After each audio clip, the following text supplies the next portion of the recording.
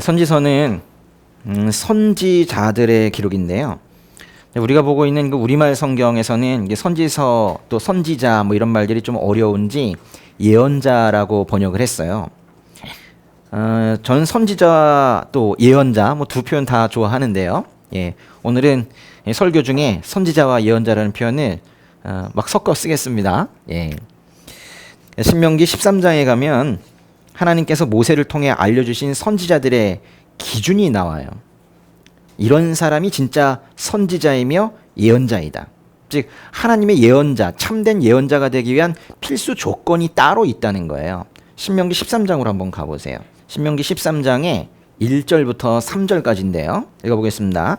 예언자나 꿈으로 예견하는 사람이 너희 가운데 나타나 내게 이적이나 기사를 보이고 또 그가 말한 이적이나 기사가 일어나 그가 내가 알지 못하는 다른 신들을 쫓아가서 그들을 섬기자고 해도 너는 그 예언자나 꿈 이야기를 하는 사람의 말에 귀 기울이지 말라. 그것은 너희 하나님 여호와께서 너희가 너희의 온 마음과 영혼으로 너희 하나님을 사랑하는지 알아보시려고 시험하는 것이다. 어떤 예언자가 나타나서 심지어는 기적을 일으킨다고 해도 그 사람은 참된 예언자가 아닐 수 있다는 거예요. 다른 신들을 섬기자라고 만약에 그 사람이 말한다면, 또는 다른 신을 섬기는 것을 옹호한다면, 요즘식으로 따진다면 사회주의를 옹호하고 있다면, 공산주의 영을 찬양하고 있다면, 아무리 그 사람의 사역이 부응하는 것 같고 아무리 그 사람이 큰 이적을 베푸는 것 같아도 그 사람은 거짓 예언자다, 그런 얘기예요. 백성은 결코 그 예언자를 따라가서는 안 된다는 거예요.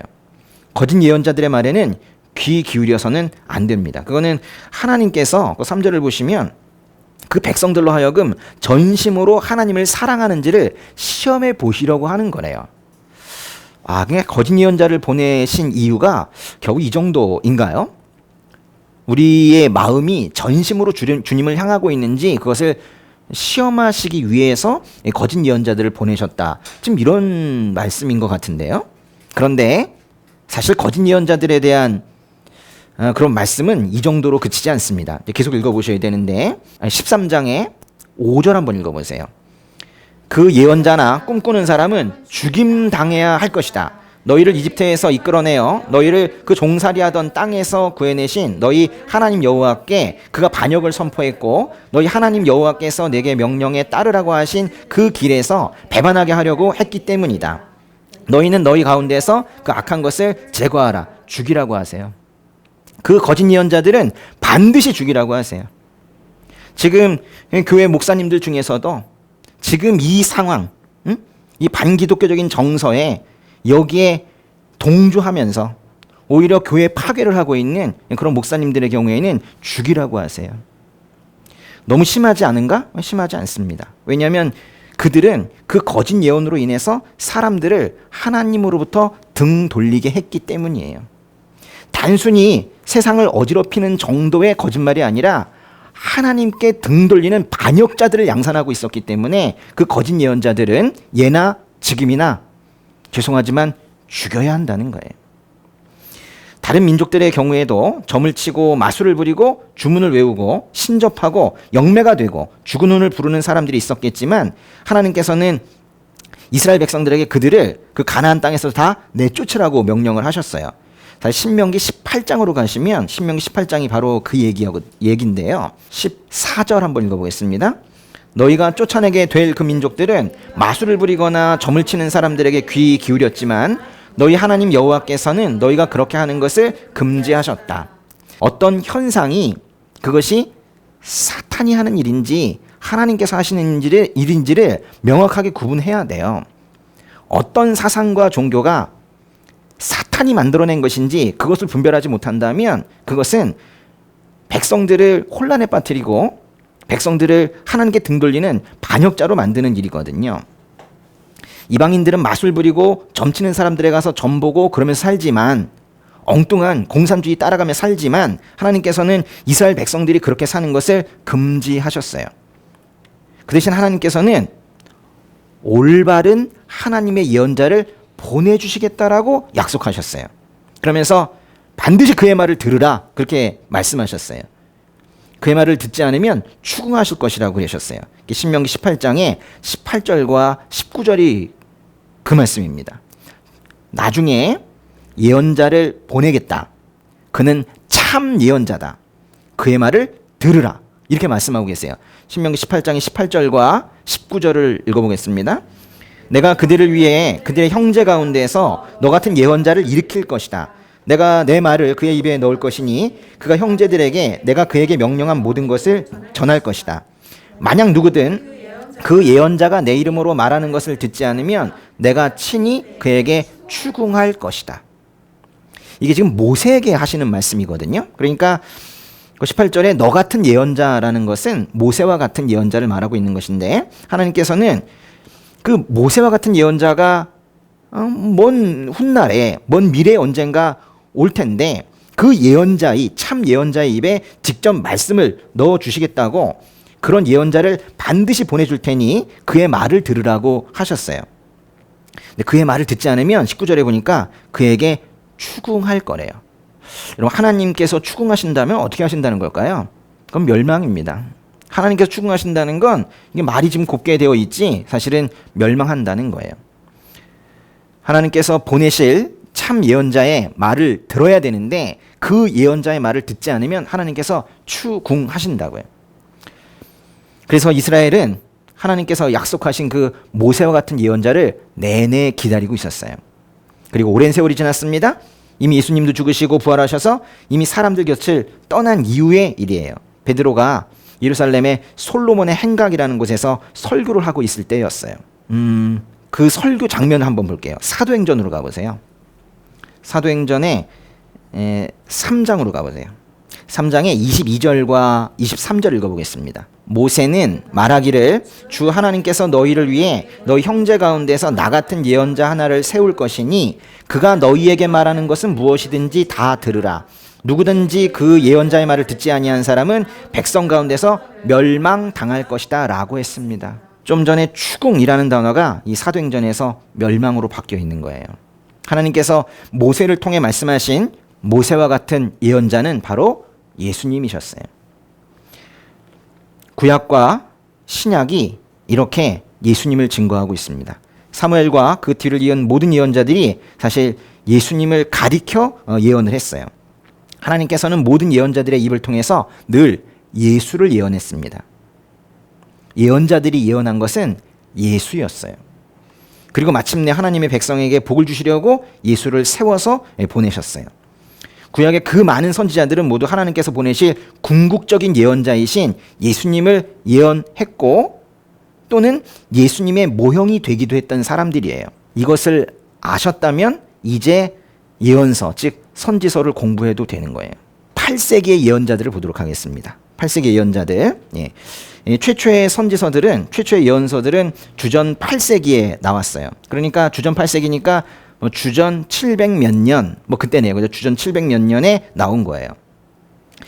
이 주전 8세기의 그 예언서들은 북이스라엘과 남유다가 쇠퇴하고 아시리아라는 민족이 세계적인 강대국으로 부상할 때 그때 나온 거예요. 제가 좀 그림을 좀 그려봤는데요. 우리 지난번에 열왕기상, 열왕기하 등 즉 역사서를 설명을 하면서 그렸던 그 그림에 제가 조금 더 추가를 했어요.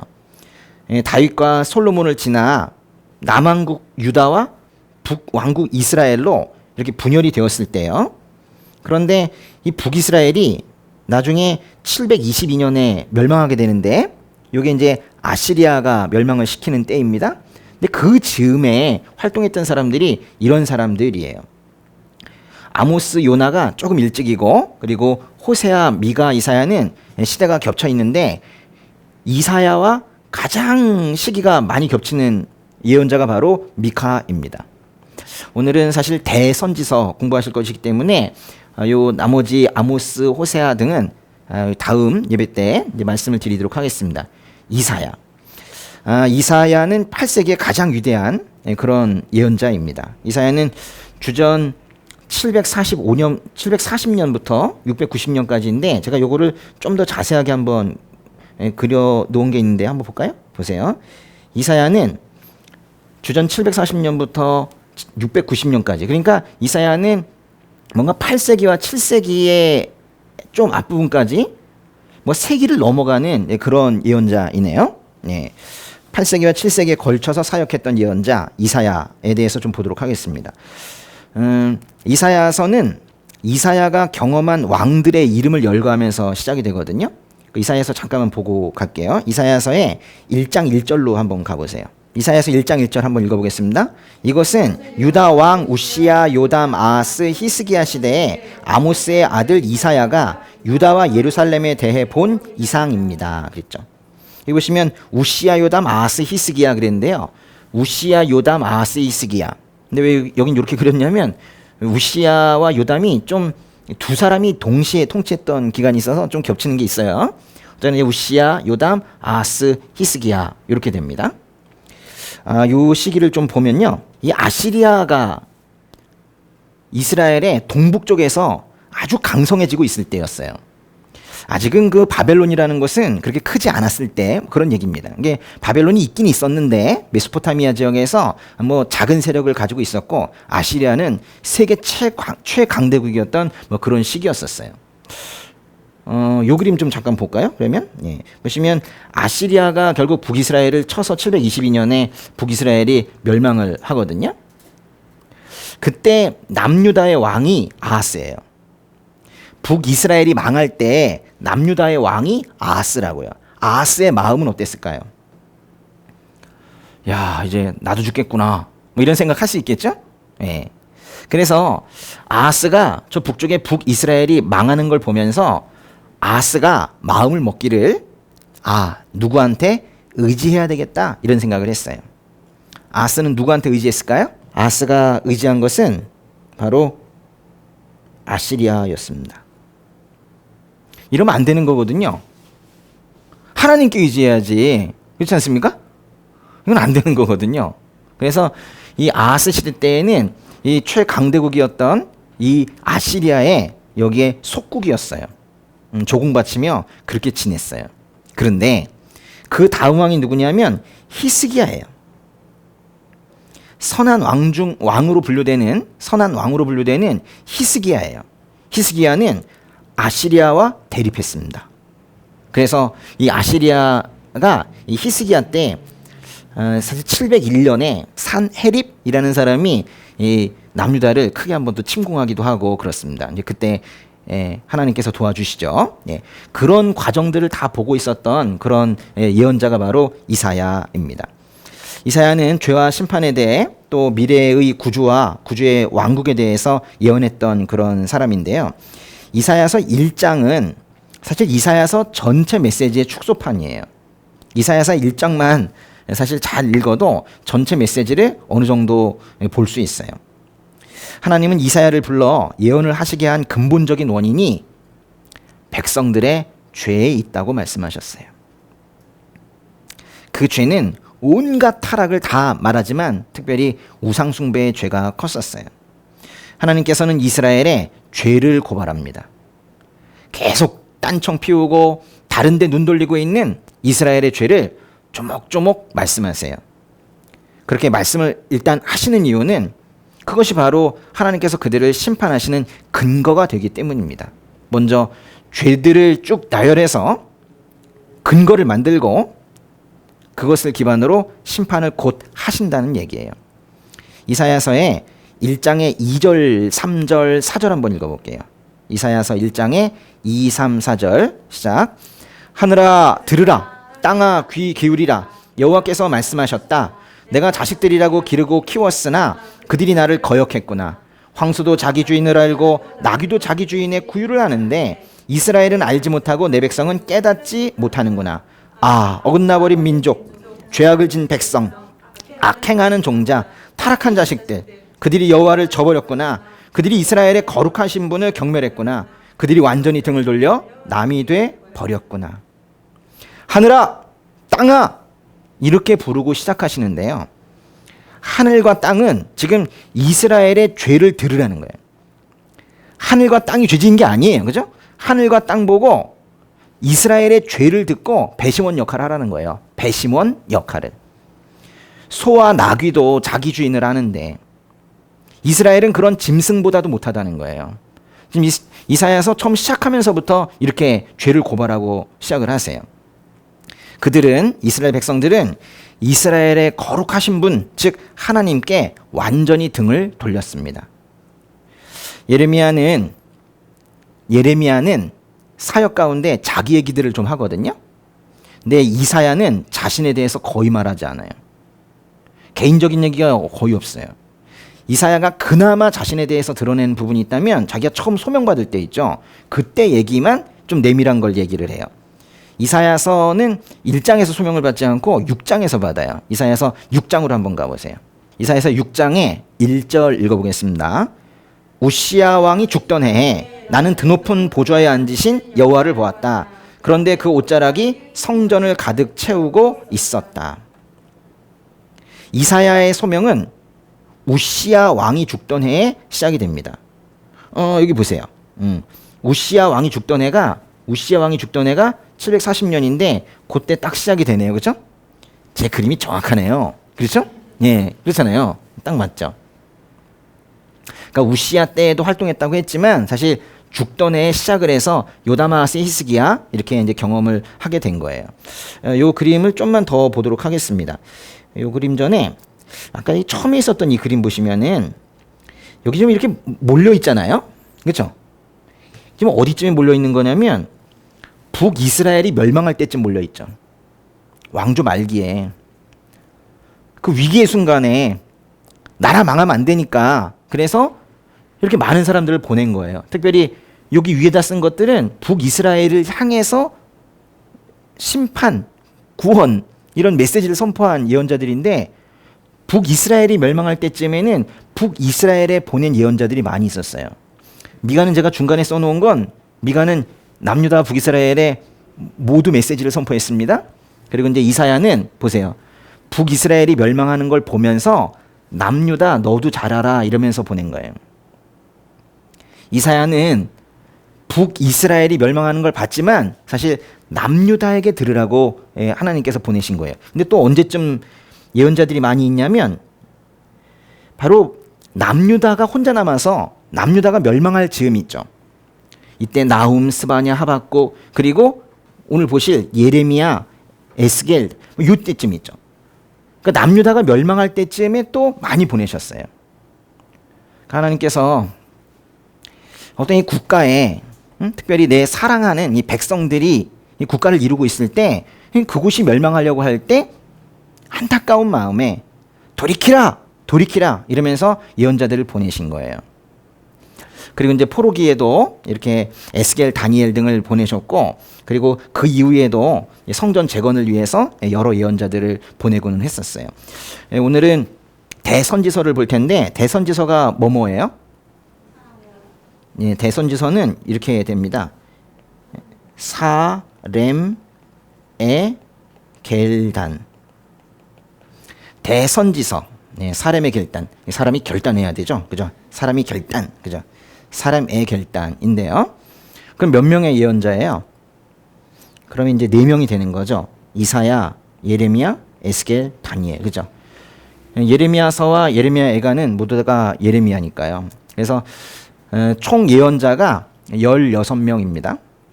17권이니까 16명이 되는 거예요. 근데 왜 대선지서는 대선지서라고 부르죠?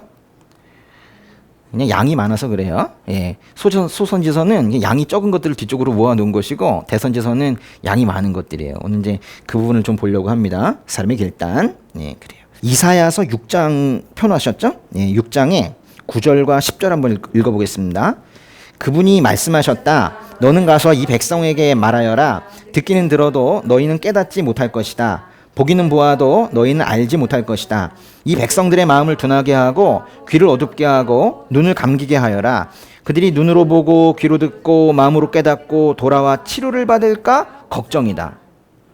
이게 지금 6장은 이사야서 6장은 이사야에게 소명을 주시는 그런 장인데 지금 하나님께서 뭐라고 그러셨냐면 백성에게 말을 하래요. 그런데 그들이 듣지는 않을 거래요. 백성들의 마음을 둔하게 하고 어둡게 하고 눈을 감기게 해서 그들이 마음으로 깨닫고 돌아와서 치료를 받지 못하게 하신대요. 이사야는 백성들의 분명히 이제 죄를 지적을 하고 심판을 경고하겠지만은 이사야가 외쳤을 때 오히려 백성들의 마음은 오히려 둔하게 되고 귀와 눈은 다 닫히게 될 거라는 거예요. 이사야한테 이렇게 말씀하시는 거예요. 너의 사역은 실패할 거야. 그렇게 말씀하시는 거예요. 그러나 제가 언젠가도 말씀을 드렸지만 이사야는 결코 실패하지 않습니다. 예, 사람들이 들어야 성공이 아니라 일단 이사야는 말을 하면 되는 거거든요. 예, 선포를 하면 되는 거예요. 근데 지금 읽으신 이 말씀 있죠? 예, 너는 외쳐라. 사람들은 듣지 않을 것이다. 그들의 마음은 어두워질 것이다. 이 말씀은 신약 성경에 아주 많은 부분에서 인용이 되고 있는데요. 복음의 좋은 소식을 거부하는 사람들을 설명하는데 주로 인용이 됩니다. 마태복음 13장에서도 요한복음 12장에서도 사도행전 28장에서도 이사야서에 이 말씀을 인용을 했어요. 그중에서 요한복음 12장 좀 보겠습니다. 요한복음 12장. 요한복음 12장에 37절부터 40절까지 같이 읽어보겠습니다. 예수께서 이 모든 표적을 그들 앞에서 행하셨음에도 불구하고 그들은 여전히 예수를 믿지 않았습니다. 이것은 예언자 이사야의 말을 이루려는 것입니다. 주여, 우리의 전한 것을 누가 믿었으며 주의 팔이 누구에게 나타났습니까? 그들이 믿을 수 없었던 까닭을 이사야가 다시 이렇게 말했습니다. 주께서 그들의 눈을 멀게 하셨고 그들의 마음을 무디게 하셨으니 이는 그들이 눈이 있어도 보지 못하게 하고 마음으로 깨달아 돌이키지 못하게 해 내게 고침을 받지 못하게 하기 위함이다. 사람들은 예수님이 그렇게 많은 기적들을 보여주셨는데도 불구하고 예수님을 믿지 않았습니다. 그런데 그거는 성경이 이미 예고한 내용이었다는 거예요. 요한은 유대인들이 예수님을 메시아로 받아들이길 거부한 것은 성경을 통해서 예언한 것이며 오히려 그 많은 기적에도 불구하고 진리를 거부하는 유대인들의 모습은 하나님의 주권적인 계획을 오히려 확증하는 그런 역할을 한다는 걸 보여주기 위해서 이사야서 말씀을 인용을 한 거예요. 오히려 사람들의 마음이 둔해지고 눈가기가 어두워지고 이래서 예수님의 말씀을 듣지 않는 것은 오히려 하나님이 주권적인 계획이 이루어지고 있는 것이라고 지금 말하고 있는 거예요. 왜냐하면 그들의 마음을 어둡게 한 것이 하나님께서 어둡게 하셨다고 한 거니까요. 그런데 놀라운 것은 그 다음 구절이에요. 요한복음 12장의 41절 읽어보겠습니다. 이사야가 이렇게 말한 것은 그가 예수의 영광을 보았기 때문입니다. 그래서 예수를 가리켜 이런 예언을 했습니다. 요한복음은 이사야가 예수의 영광을 본 것이고 예수를 가리켜 그 예언을 한 것이라고 말해요. 한 이사야 시대 때 예수님께서 있으셨습니까? 신약은 이사야가 선지자적인 선견 지명을 가지고 있었다고 보는 거예요. 이사야가 물론 비록 예수라는 이름은 몰랐을 수 있지만 예수를 바라보고 있었다는 거예요. 이사야의 모든 예언은 예수로 향하고 있었다는 거예요. 이사야서는 총 66권까지 있습니다. 많죠? 66권. 제가 좀 잘못 말했네요. 66장. 성경이 66권이죠? 구약이 몇 권이에요? 39권이고 신약이 27권이죠? 똑같아요. 이사야서도 39장까지와 그 이유를 나눕니다. 1장부터 39장까지 그리고 40장부터 끝까지로 나눌 수가 있어요. 39장까지는 마치 구약 성경의 권수 같은 거기까지는 아시리아로부터 위협을 받고 있던 이사야 시대의 이야기예요.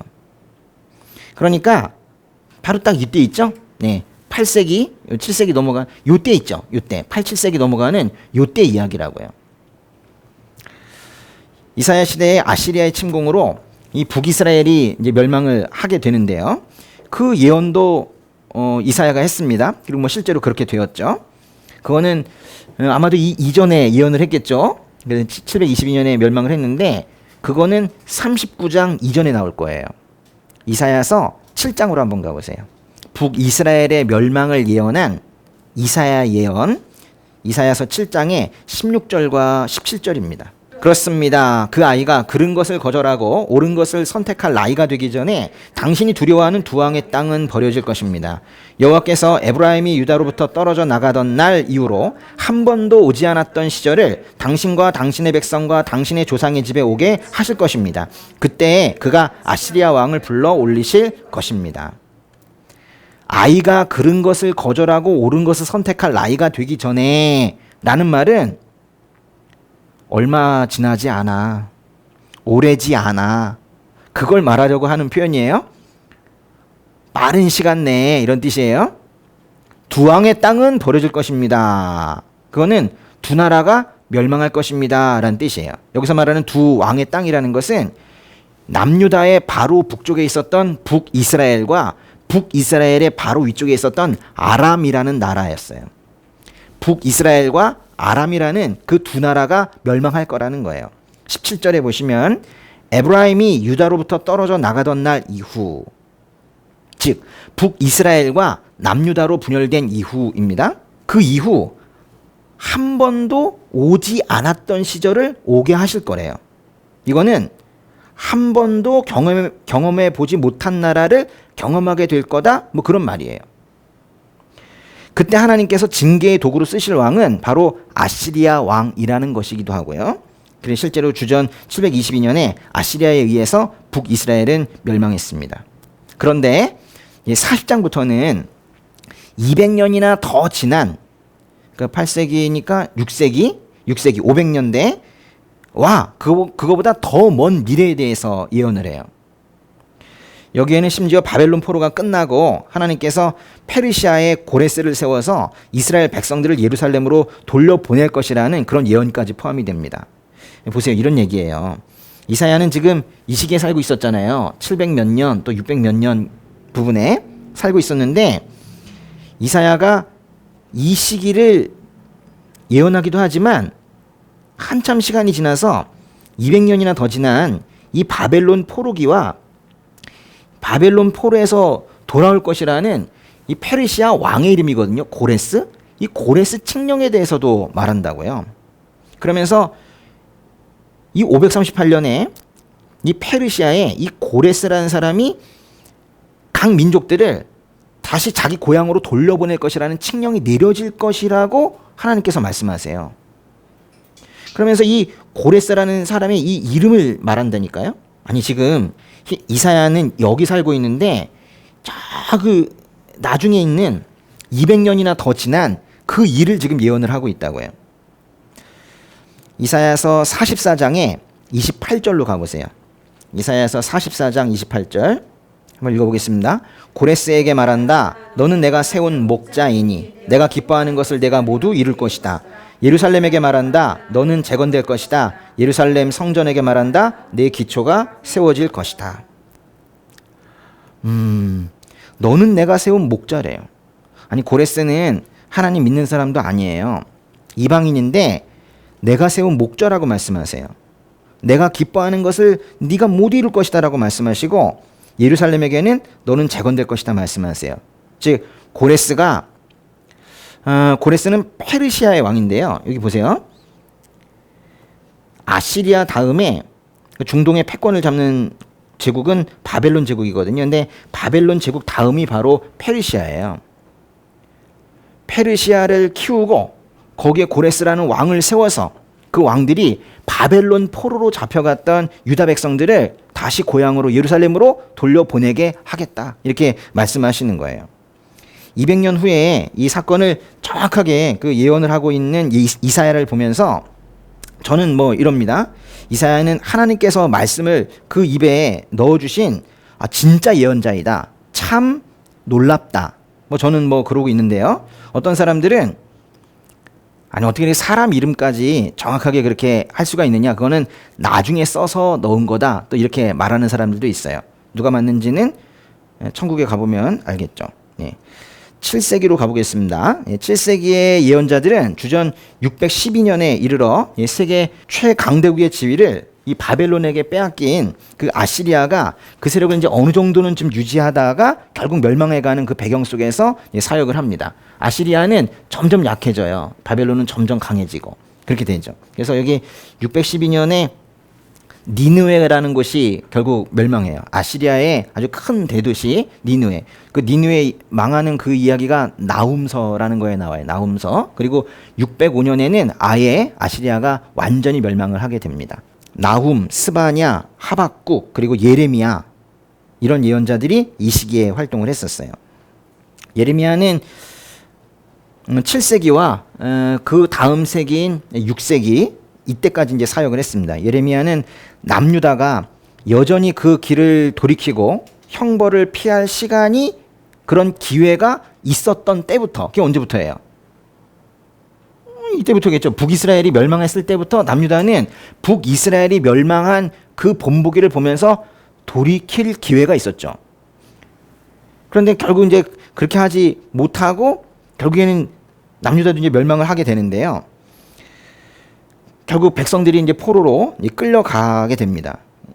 그때까지 예레미야가 그 남유다에게 마지막에 한 40년 정도 그렇게 사역을 하게 돼요. 예레미야 1장의 1절로 한번 가보세요. 예레미야 1장의 1절부터 3절까지 한번 읽어보겠습니다. 베냐민 땅 아나돗의 제사장 가운데 힐기야의 아들 예레미야의 말입니다. 유다 왕 아몬의 아들 요시아가 다스린 지 13년 되던 해에 여호와의 말씀이 예레미야에게 임했고 유다 왕 요시아의 아들 여호야김을 거쳐 유다 왕 요시아의 아들 시드기야 11년 다섯째 달에 예루살렘 사람들이 포로로 끌려갈 때까지 계속됐습니다. 너무 뭐 이름들이 많이 나오니까 좀 헷갈리네요, 그죠? 힐기야, 예레미야, 아몬, 요시야, 뭐 그죠? 예. 예레미야는 예루살렘에서 아주 가까운 북동쪽으로 몇 킬로미터만 가면 있는 아주 작은 마을 아나돗 출신이에요. 아나돗이라는 곳에는 그걸 뭐라고 해야 되나? 패족? 예. 말하자면 면직된 제사장 가문, 몰락한 제사장 가문들이 거기 모여 살고 있었어요. 예레미야는 그 중에 한 명이었습니다. 예레미야가 이제 주로 선포한 메시지는 그 예레미야서 1장에 나오는 그 끓는 가마 환상에 잘 나타나요. 한번 볼까요? 예레미야서 1장에 13절과 14절 보세요. 13절 14절 다시 여호와의 말씀이 내게 임해 말씀하셨다. 내게 무엇이 보이느냐? 내가 대답했다. 끓는 솥이 북쪽에서부터 기울어지는 것이 제게 보입니다. 여호와께서 내게 말씀하셨다. 재앙이 북쪽에서부터 이 땅에 사는 모든 사람들 위에 쏟아질 것이다. 저 북쪽에서 쏟아지는 끓는 솥이라는 것은 동북쪽에서 오는 바벨론 군대를 말해요. 지금 이 시기는요, 이미 아시리아는 약해지고 바벨론이 커지고 있을 때인데, 바벨론이 동북쪽에서 출발해가지고 저 북쪽에서부터 밑으로 내려오면서 마치 끓는 솥이 엎어지는 것처럼 그 뜨거운 무엇인가가 이스라엘 땅에 뿌려지는 그런 심판의 도구로 이제 바벨론 군대가 이제 사용이 된다는 것인데요. 그 이유는 역시 죄 때문이었습니다. 특히 우상 숭배의 죄 때문이었어요. 아니 분명히 북이스라엘이 우상 숭배 때문에 멸망을 했거든요. 그거를 보았으면 남유다는 분명히 돌이켜야 됐어요. 하나님께서는 그래서 더 화나셨어요. 오히려 북이스라엘이 너보다 더 의롭다 이러셨어요. 이미 없어졌지만 남유다에 대해서 더 서운해하셨어요. 예레미야서 1장에 16절 보세요. 16절 그들이 나를 저버리고 다른 신들에게 제물을 드리며 그들의 손으로 만든 것을 경배했으니 그들의 모든 죄악에 대해 내가 내 심판을 그들에게 선포할 것이다. 이게 뭐겠어요? 우상숭배 얘기하는 겁니다. 예레미야는 반복해서 회개를 촉구했지만 이스라엘은 듣지 않았습니다. 우상숭배하지 마라, 교만하지 마라 아무리 얘기해도 듣지 않았어요. 예레미야의 고향 사람들은 예레미야를 오히려 죽이려고 했습니다. 참 그 예레미야는 사역을 하는 가운데 많은 박해를 경험을 했어요. 예레미야는 하나님께서 명령하셔서 사실 결혼도 안 했어요. 그렇게 사역했던 아주 신실한 그런 예언자였습니다. 그런데 예레미야의 말을 듣는 사람들은 그러나 거의 없었어요. 말 듣는 사람은 그 바룩이라는 사람이 있어요. 바룩. 이게 누구냐면 그 예레미야의 서기관이에요. 예레미야가 구술하면 그 받아 적는 그 서기관 정도. 또 뭐 왕을 섬기는 에티오피아 내시 정도, 뭐 그런 정도가 있었어요. 이사야처럼 예레미야도 열매라고 할까요? 따르는 사람들이 거의 없었어요. 예레미야는 아시리아가 몰락을 하고 바벨론이 흥기하는 것을 보았습니다. 그리고 그 바벨론에 의해서 끝내 말을 듣지 않는 남유다가 멸망해 가는 걸 봤어요. 이사야는 북이스라엘이 멸망하는 것을 보고 남유다한테 너희는 그러지 마라 라고 이제 선포를 한 예언자이고, 예레미야는 남유다에게 이러다 망한다고 그러다 진짜 망한 거를 본 사람이에요. 예레미야는 나라가 망해서 바벨론으로 강제 이주되는 백성들과 예루살렘 성전이 파괴되는 것도 다 봤어요. 회개하라 100번 이상 얘기했어요. 그러지 않으면 바벨론이 쳐들어온다. 막상 심판이 시작이 된다면 그땐 그냥 항복해라. 메시지가 이랬어요. 회개하라, 돌이켜라. 근데 만약에 끝까지 회개하지 않아서 바벨론이 쳐들어오면 그때는 바벨론에게 항복하라 그랬어요. 이 메시지에 이제 사람들이 화가 난 거예요. 바벨론에게 항복하라는 것은 이건 매국행위 아니냐 그랬어요. 근데 그것은 하나님께서 명령을 하신 거였었어요. 왜냐하면 바벨론에게 항복해야 살거든요. 그래서 징계를 받지만 70년간의 포로 생활을 하지만 그래야 살거든요. 하나님께서 징계는 하시긴 하지만 죽이진 않으시려고요. 그래서 항복하라 그랬어요. 항복 안 한 사람들은 다 죽었습니다. 또는 고난을 크게 당했어요. 회개하라. 아니면 바벨론이 쳐들어올 것이다. 만약에 쳐들어오면 항복하라. 그게 사는 길이다. 이런 식으로 예언을 했으니 예레미야의 말을 이스라엘 백성들이 들을 리가 없었어요. 결국 남유다도 망했습니다. 언제 망했습니까? 주전 586년에 이때 망했어요. 주전 722년에 북이스라엘이 멸망하고 주전 586년에 남유다도 결국 망했어요.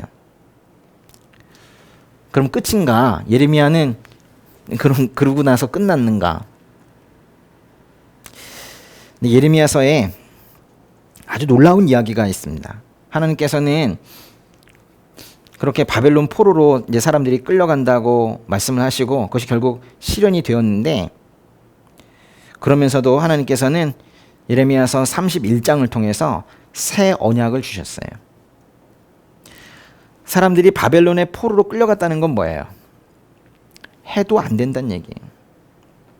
아무리 율법에 순종하고 아무리 돌아오라고 얘기해도 안 되는 거예요. 사람의 힘으로 되지 않는 거예요. 그래서 새 언약을 주세요. 예레미야서 31장에 31절부터 33절까지 보겠습니다. 여호와의 말이다. 내가 이스라엘의 집과 유다의 집과 새 언약을 맺을 날들이 오고 있다. 이 언약은 그들의 조상들의 손을 붙잡고 이집트 땅에서 나오게 하던 날 내가 그들의 조상과 맺은 언약과는 같지 않다. 내가 그들의 남편이었음에도 그들은 내 언약을 깨뜨렸다. 여호와의 말이다. 여호와의 말이다. 이것이 내가 그날들 후에 이스라엘의 집과 맺을 언약이다. 내가 내 율법을 그들의 생각 속에 주고 그들의 마음에 기록할 것이다. 그리하여 나는 그들의 하나님이 되고 그들은 내 백성이 될 것이다. 옛 언약은 깨졌다는 거예요. 하나님께서는 신실하셔서 언약을 깨신 적이 없지만 이스라엘 백성들이 죄를 지으며 깼다는 거예요. 그런데 하나님께서 이제 깨지지 않는 언약을 주시겠대요. 그게 바로 새 언약인데요. 이전의 언약은 율법이라 했고 돌판에 새겨졌습니다. 그런데 이 새 언약은 마음에 새겨질 거래요. 마음판에 새겨지는 거예요. 옛 언약이 너희가 율법에 순종하면 내가 너희에게 복을 주고 아니면 고난이다, 이런 식이었다면 새 언약은 이런 거예요. 너희가 율법에 순종하지 못하는구나. 너희가 정말 그렇게 할 수 없다면 내가 한다. 내가 직접 한다. 너희 마음에 내가 영으로 함께해서 너희를 이끌 것이다. 이렇게 말씀하시는 거예요. 너희의 의지로 옛 언약을 지킬 수 없으니 내가 영으로 너희 안에 들어가서 내가 너희들을 이끈다. 그런 말씀이라고요. 근데 그 영이 무슨 영입니까?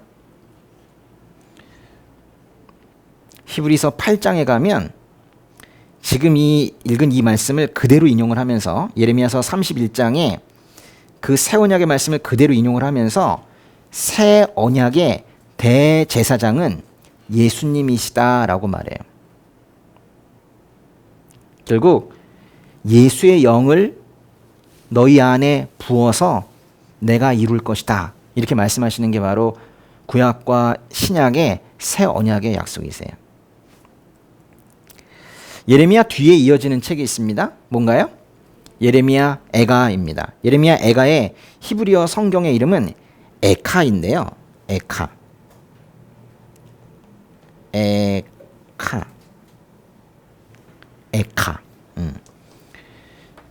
되게 짧죠? 예, 예레미야 에가 우리 이렇게 그렇게 길게 읽는데 이건 에카예요.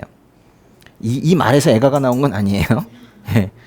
에가는 이제 슬픈 노래 뭐 이런 뜻인데 에카라는 말은 무슨 뜻이냐면 어찌 뭐 이런 뜻이에요. 어찌하여 뭐 이런 뜻이에요. 예레미야 에가 1장 1절로 한번 가보세요. 예레미야 에가 1장 1절 한번 읽어보겠습니다.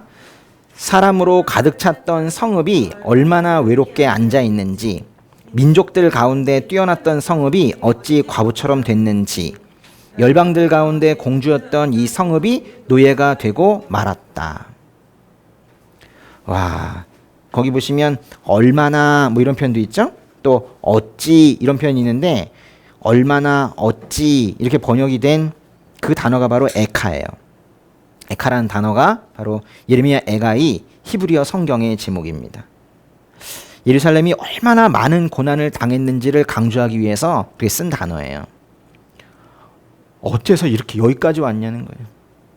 어쩌다 이 지경까지 왔냐는 거예요. 그게 바로 예레미야 에가예요. 예레미야 에가는 물론 이제 저자를 밝히고 있지는 않습니다. 그러나 대부분 예레미야의 저작으로 간주하기 때문에 우리가 예레미야 에가라고 부르고 그 뒤에 배치를 해놓은 거예요. 사실 대선지서 사이에 끼어 있는 건 좀 이상해요. 예, 5개 장밖에 없기 때문에요. 예레미야 에가는 주전 586년에 바벨론이 예루살렘을 멸망시킨 그 결과를 노래합니다. 뭘 노래한다고요?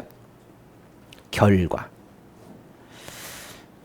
그러니까 이미 망한 이야기예요. 그게 슬픈 거예요. 어쩌다 이 지경이 됐는가? 그러면서 노래 부르는 거예요. 예레미야 에가의 핵심 본문은 에가 3장의 19절부터 24절까지예요. 읽어보겠습니다. 내 고난과 내 방황, 비통함과 쓰라림을 기억하소서. 내가 아직도 기억하고 있으며 내 영혼이 내 안에서 낙심하고 있습니다. 그러나 내가 이것을 생각해내기에 오히려 내게 소망이 있습니다. 여호와의 인내하심이 끝이 없는 것은 그분의 긍휼하심이 끝이 없기 때문입니다. 그것들이 아침마다 새롭고 주의 신실하심이 큽니다. 내 영혼이 말한다. 여호와는 내 유산이시니 내가 주를 기다립니다. 하나님의 긍휼, 신실하심에 대한 믿음이 하나님과의 관계 회복에 이르는 키라는 거예요. 이거는 하나님의 심판을 받은 이스라엘 백성들에게도 적용이 돼요. 그러니까 지금 나라가 망했는데요. 그 사람들에게는 하나님의 긍휼과 신실하심이 적용되지 않는가에 대한 의문이 있었던 거예요. 그런데 심지어 지금 징계 구간에 들어가 있는 70년간의 포로 생활로 들어가는 그런 남유다 그 백성들에게도 하나님의 긍휼하심과 신실하심이 적용이 된다는 거예요. 안 버리세요. 예레미야 에가에서 최종적인 핵심어는 그래서 절망이 아니라 소망입니다. 말은 에가이지만 어찌 이러면서 시작하고 있지만 사실 소망을 말하고 있는 책이 바로 예레미야 에가입니다. 이 주제는요, 뒤로 가면 갈수록 더 명확해져요. 그러니까 가장 명확한 장이 몇 장일까요? 5장이겠죠. 그죠? 예, 그래서 5장의 마지막 2절 한번 읽어보세요. 5장 21절과 22절. 읽어볼까요? 여호와여 우리를 주께로 돌이켜서 우리를 회복시키소서. 우리의 날들을 옛날처럼 새롭게 하소서. 주께서 우리를 완전히 버리시지 않았고 주의 진노가 아주 심하지 않다면 그렇게 하소서. 우리를 회복시키소서. 옛날처럼 새롭게 하소서. 이 옛날처럼이라는 말이 왜 지금 갑자기 이렇게 가슴 뭉클하죠? 예? 옛날처럼 새롭게 하소서. 옛날은 옛날이잖아요. 미래가 새로운 거 아닙니까? 망가졌을 때, 네? 나라가 이렇게 패망했을 때 옛날처럼 새롭게 하소서 이렇게 말하는 거예요. 그게 바로 회복인 거죠. 그러니까 소망이라는 단어만큼이나 예레미야 애가를 잘 설명할 수 있는 단어는 바로 그 21절의 회복이라는 단어예요. 모두가 다 끊어진 것 같고 나라도 망한 것 같고 개인도 다 파산한 것 같고 그런 절망의 상황에서 읽을 책 한 권 소개해달라 누가 물어보면 예레미야 애가 뭐 이렇게 말하면 될 것 같습니다. 제가 목사 안수 교육 받을 때요. 며칠 받았거든요. 그러니까 이제 함께 숙식하면서 자잖아요. 하루는 이제 저녁에 조별로 이게 모였어요. 근데 한 목사님이 좀 나이가 있으신 분인데 예레미야 애가를 읽자는 거예요. 사람들이 다 그렇게 하재요. 근데 그분이 자신이 읽을 테니까 그냥 들으시래요. 전 그냥 예레미야 애가의 어느 한 부분을 읽을 줄 알았어요. 근데 1장부터 5장까지를 그 자리에 서서 다 읽으시는 거예요. 마음을 담아서. 그리고 마치 성우처럼 그렇게 이걸 낭독을 하시는 거예요. 울음이 섞여 있는 구절에서는 울음이 터져 나오면서 소망의 구절에서는 소망을 가지고 그렇게 읽으시는 거예요. 저는 그날 그 밤에 그 슬픔과 소망이 지금도 계속 떠올라요. 6세기로 가보겠습니다. 주전에 6세기의 선지자들은 그 포로 생활의 그늘 속에서 살았어요. 선지자들 중 그 일부 사람들은 주전 538년에 세계의 패권이 바벨론에서 페르시아로 넘어가는 시기에도 살았습니다. 바로 뭐 이 얘기죠, 그렇죠? 이제 바벨론으로 세계 패권이 넘어갔는데 거기까지도 산 사람. 그 다니엘은 잘 보세요. 제가 아주 정확하게 그랬다니까요. 바벨론은 538년 고레스 칙령이 있고 나서도 한 3년 정도는 더 그 지역에 있었어요. 바벨론 지역이 이제 페르시아에 점령이 됐으니까 페르시아에서 고레스 한 3년 차까지도 계속 있었거든요. 에스겔서를 한번 보겠습니다. 에스겔은 주전 597년에 바벨론으로 끌려가서 593년부터 이제 사역을 했는데요. 거기서 자신이 요 사이 593년부터 571년 사이에 이제 받은 환상들이 있어요. 그것을 이제 기록을 했습니다. 그게 바로 에스겔서예요. 에스겔의 그 원래 발음은 헤즈켈 이건데요. 헤즈켈 이거는 하나님이 강하게 하신다라는 뜻이에요. 하나님이 강하게 하신다. 그래서 그런지 에스겔의 어투가 좀 강해요. 그냥 막 말하면 상처받을 수 있게 뭐 좀 그렇게 돼 있어요. 에스겔은 바벨론의 포로로 끌려온 유다 사람들의 공동체 가운데 그 선지자로서 그 포로들 사이에서 예언자 역할을 했어요. 좀 이제 딴 사람들과 좀 다르네요. 에스겔이 첫 환상을 봤을 때 그 나이가 30살이었습니다. 에스겔은 큰 혼란의 시기에 예언자 사역을 했어요. 여기 보세요. 남유다가 멸망하는 걸 보면서 했잖아요. 그렇죠?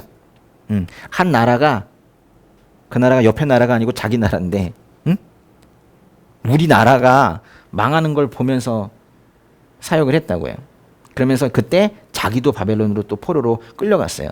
바벨론 포로가 이때라고 했지만 사실 1차, 2차, 3차로 갔기 때문에 그 전부터 계속 끌려갔었어요.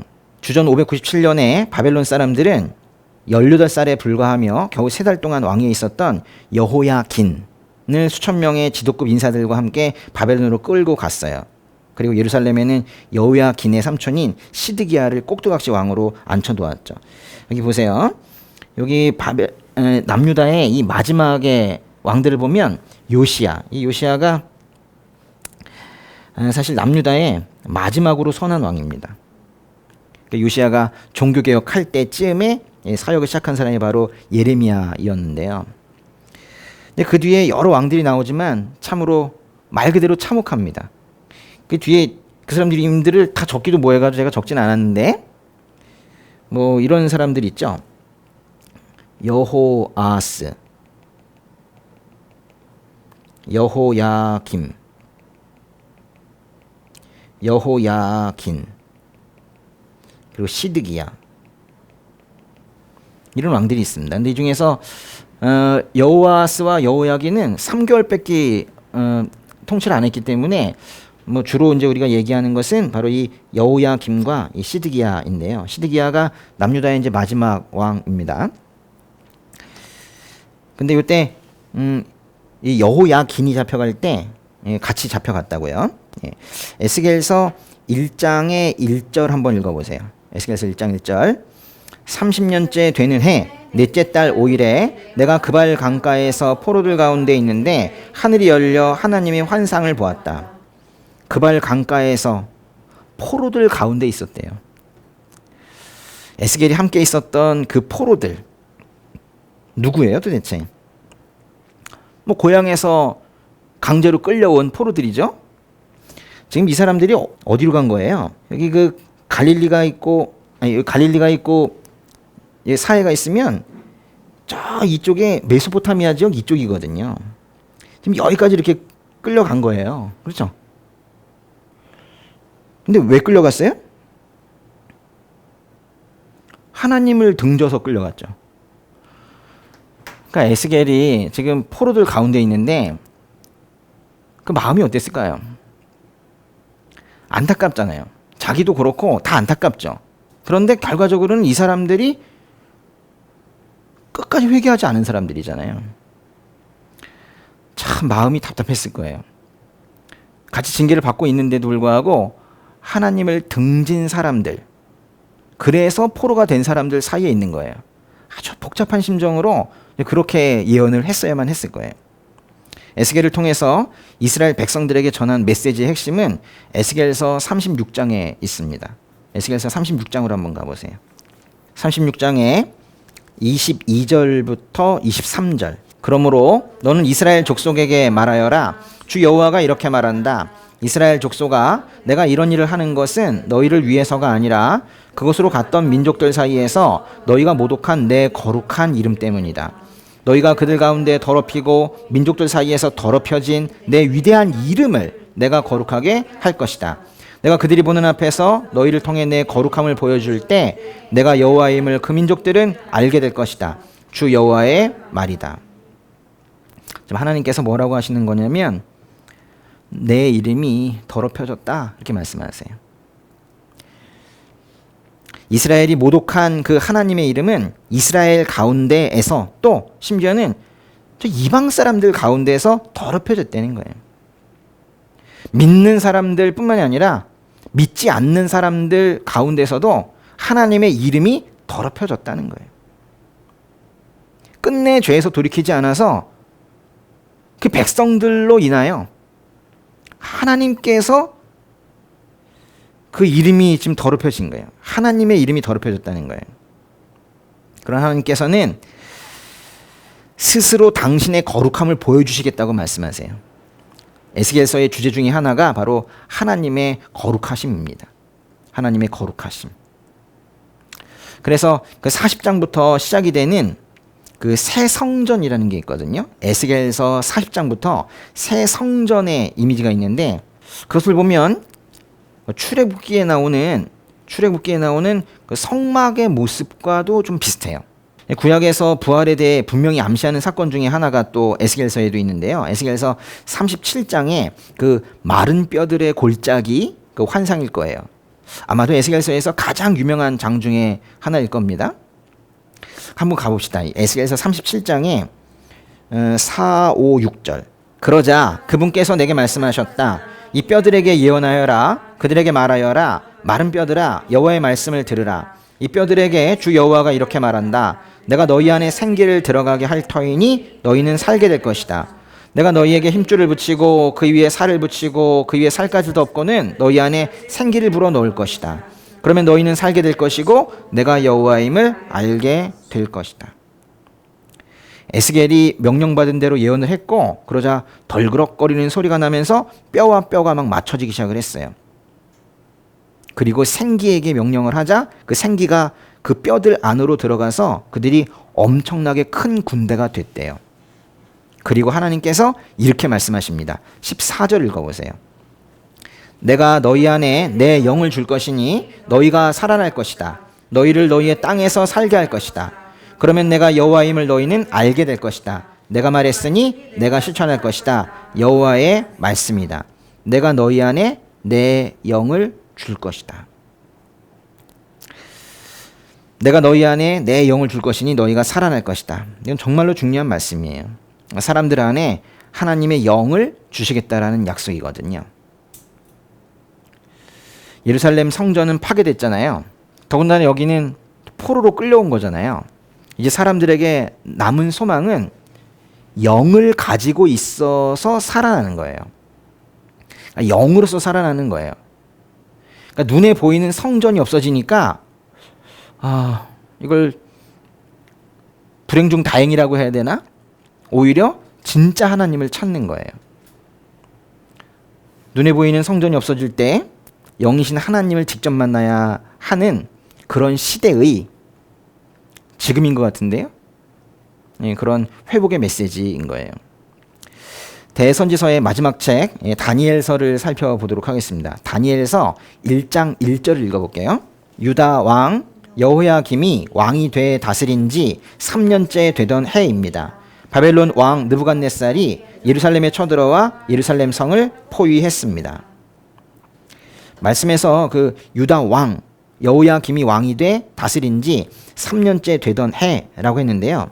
그 여호야김은 우리 아까 여기에 썼던 요 왕이에요.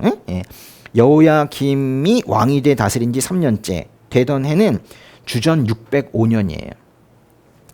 주전 605년은요. 여기 보시면 아시리아가 바벨론에 의해서 완전히 멸망되는 그 해예요.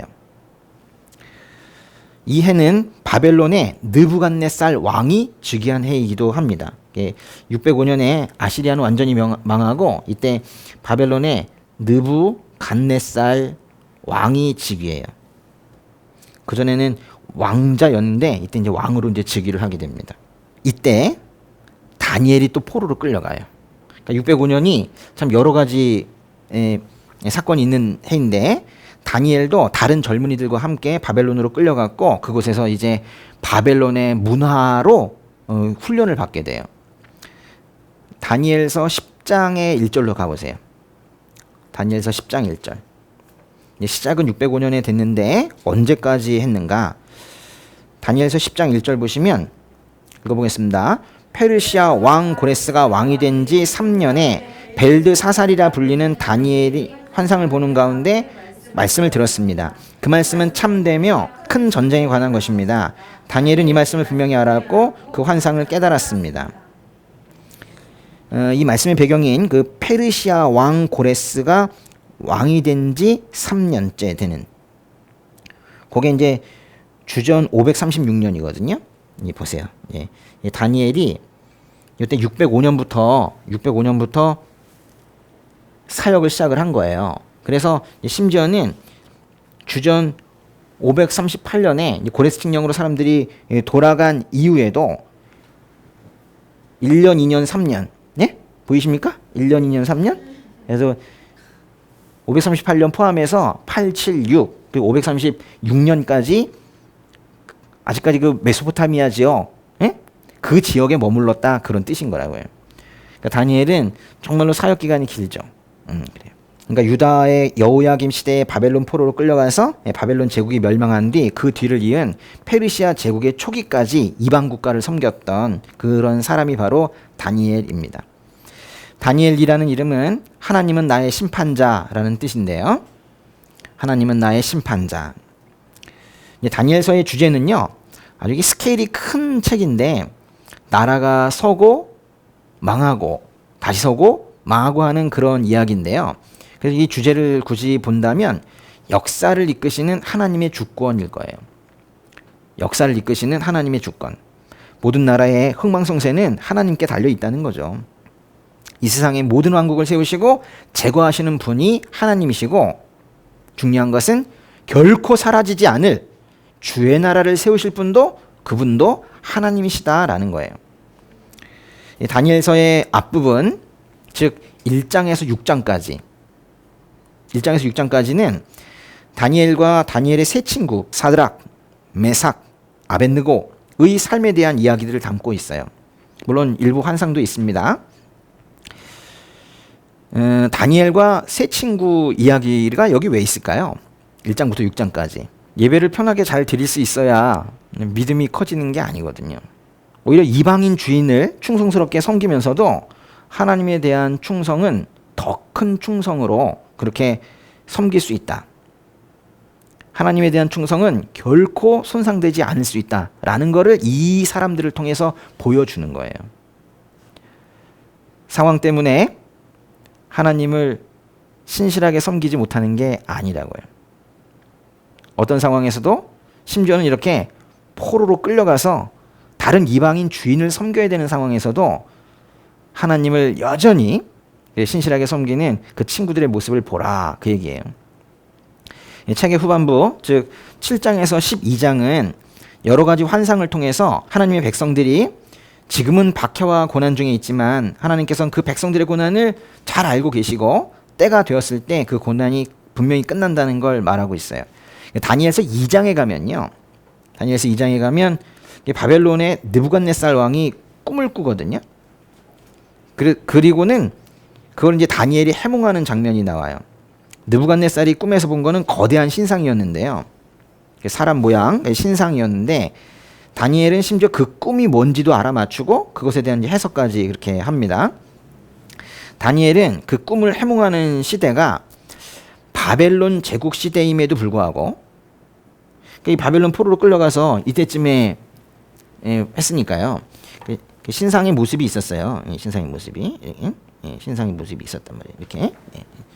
신상 같죠? 근데 그 꿈이 이후의 제국의 변화들을 보여주는 거예요. 우선 이제 금으로 된 머리는 이 바벨론 제국을 상징하고 이 은으로 된 이 가슴과 팔은 그 다음에 나올 페르시아 제국이에요. 그래서 이 바벨론 제국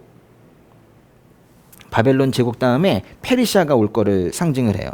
그리고 구리로 되어 있는 이 배, 이 부분은 그리고 넓적다리까지 이런 부분들은 헬라 제국을 이제 상징을 하고 그 다음에 쇠와 진흙으로 된 이 발 부분은 로마 제국을 상징을 해요. 그래서 여기 보니까 뭐 위쪽에는 이거는 이제 바벨론 제국이고 그리고 이만큼은 페르시아 제국이고 그리고 이 배 부분은 헬라 제국이고 그리고 이 발 부분은 로마 제국이고 뭐 이렇게 되는 거예요. 순서가 어떻게 돼요? 바페 헬로, 아니죠? 바페 헬로잖아요. 너 뭐해? 나 바페 헬로. 실제로 역사가 그렇게 흘러갔습니다. 그죠? 바페 헬로 순으로 흘러갔어요. 근데 정말 놀라운 게 뭐냐면 다니엘서 2장의 44절인데요. 다니엘서 2장의 44절과 45절이에요. 역사는 바펠로로 흘러갈 것이다 라고 하고는 다니엘서 2장의 44절과 45절에 이렇게 말해요. 한번 읽어볼까요? 이 여러 왕들의 시대에 하늘의 하나님께서는 한 나라를 세우실 것입니다. 그 나라는 결코 다른 민족에 넘어가지 않을 것입니다. 오히려 모든 나라들을 쳐부숴 멸망시키고 그 나라는 영원히 서 있을 것입니다. 아무도 손대지 않은 돌이 산에서 나와 쇠와 구리와 진흙과 은과 금을 산산조각 낸 것을 왕께서 보셨습니다. 이것은 위대하신 하나님께서 앞으로 일어날 일을 왕께 보여주신 것입니다. 이 꿈은 확실하고 해몽도 틀림없습니다. 거기 45절에 아무도 손대지 않은 돌. 그게 중요한 거예요. 아무도 손대지 않은 돌. 그러니까 이렇게 금신상이 있는데요. 어떤 돌이요. 돌이 날라와가지고 여기 이렇게 다 깨뜨려 버린다 이런 얘기예요. 돌이 와가지고 이 모든 제국들을 부숴버린 아무도 손대지 않은 돌은 바페 헬로 다음에 오는 돌이에요. 그러니까 로마 제국이 세워진 다음에 나타납니다. 그런데 로마 제국이 세워진 이후에 미가 예언자의 예언에 따라 베들레헴에서 예수님이 태어나시죠. 로마 제국 때 예수님이 태어나세요. 그 예수님을 통해서 영원한 나라가 세워진 거예요. 그러니까 예수님이 오실 때에도 그 시기도 모두가 다 예언의 성취입니다. 다니엘서 2장의 45절에 그 아무도 손대지 않은 돌은 영원한 나라를 세우신 예수님 자체를 말해요. 예수님이세요. 다니엘서는 예수님의 오심과 다시 오심에 대한 위대한 예언을 하고 있는 그런 책입니다. 이렇게 4명의 예언자가 쓴 이 5권의 책이 사람에게 일단 이것이 바로 대선지서였어요. 그런데요, 나중에 이 바벨론 이 포로에서 돌아온 이후에도 앞에 있는 것처럼 이렇게 학계, 스가랴 뭐 이런 사람들을 통해서 하나님은 계속 말씀을 주시거든요. 아직 끝난 게 아닙니다. 예. 바벨론 포로에서 돌아온 사람들은 누구예요? 잡혀갔던 사람들이 돌아왔겠죠? 물론 거기에서 태어난 애들도 돌아왔을 거예요. 사실 모두가 유다 사람들이죠. 북이스라엘 사람들은 돌아오지 않았습니다. 이미 다 나라가 없어지고 어디론가 다 흩어져 버리고 혼혈이 되고 그리고 말았어요. 바벨론으로 포로 갔다고 하지 아시리아로 포로 갔다가 돌아왔다는 얘기 안 하잖아요. 북이스라엘은 없어졌어요. 남유다가 갔다가 돌아온 거예요. 그들이 유대인이에요. 남유다 사람들이 돌아왔는데 심판의 과정을 통해서도 그래서 유다 족속은 결코 끊어지질 않았어요. 창세기 49장 10절로 가보세요. 읽어보겠습니다. 이게 야곱의 축복 부분인데요. 규가 유다에게서 떠나지 않고 통치자의 지팡이가 그의 발 사이에서 떠나지 않으리니 실로께서 오셔서 백성들이 그에게 복종할 때까지다. 거기 규라는 것은요, 또 통치자의 지팡이라는 건 다 권세 뭐 이런 뜻이에요. 그것이 유다에게서 떠나지 않는데요. 유다에게 뭔가 왕권이 있다는 거예요. 또 실로께서 오셔서 백성들이 그에게 복종할 때까지다 그랬는데 실로께서라고 한 거 보니까 분명히 실로는 어느 지역의 이름이기도 한데 이건 평화란 뜻인데요. 실로께서 오신다.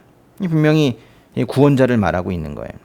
그러니까 유다의 자손에서 구원자가 나온다라는 그런 축복의 예언이에요. 야곱이 유다에게 베푼 이 축복은 결코 끊어지지 않고 계속 이어지게 된다는 겁니다. 백성들의 죄로 인해서 심판이 내려져도 심지어는 그들이 포로로 잡혀가도 하나님의 약속은 여전히 이어진다라는 그런 말씀이에요. 그 유다의 후손에서 다윗이 나왔고 그 다윗의 후손에서 예수님이 오셨습니다. 그 이야기가 대선지서예요. 기도할까요?